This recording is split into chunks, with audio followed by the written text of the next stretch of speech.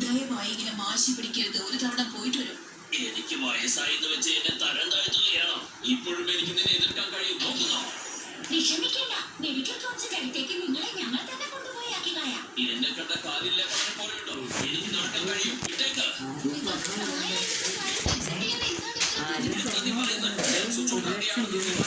ഇന്നലെ നിങ്ങൾക്ക് പറഞ്ഞതായിരുന്നു, ഞാൻ മറന്നിട്ടില്ല. സമയം കിട്ടുമ്പോ എന്നെ ഒന്ന് കാണണേ. വേഗമെന്നെ ഇറക്കി വിട്ടിട്ടില്ലെങ്കിലുണ്ടല്ലോ നിങ്ങൾ രണ്ടുപേരെയും തന്നെയാ ഞാൻ പറഞ്ഞത്. എന്റെ മുതുക വേദനിക്കുന്നത് ഒച്ച വെക്കാതിരിക്കുന്നുണ്ട്. കുട്ടിയെ പോലെ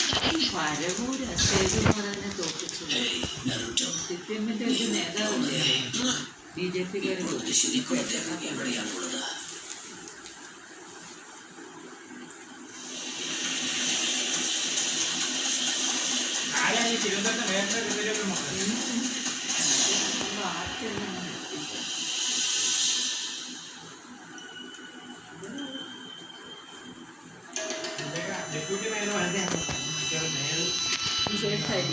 രാജേഷ്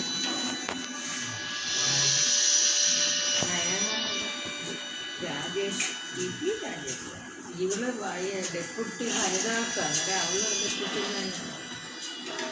അല്പസമയത്തേക്ക് പുതിയ പേഷ്യന്റുകളെ തീരും.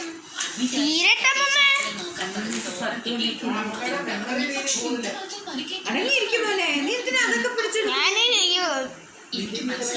യൂട്യൂബിലൊന്നും ഇടുന്നില്ല കേട്ടാ.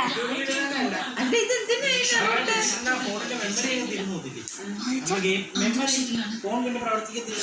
ഒരുപാട് സാധനങ്ങൾ എടുത്തിട്ടുമ്പോഴത്തേക്ക് പഴയ ഫോണല്ലേ ഇത്ര മെമ്മറി അല്ലേ അതിനകത്തുള്ളൂ. അതൊന്നും ചെയ്യാൻ പറ്റില്ല. എനിക്കിതൊന്നും വേണ്ട. എനിക്കാണ് ടി വി തുറന്നിട്ട് കണ്ടുകൂടെ?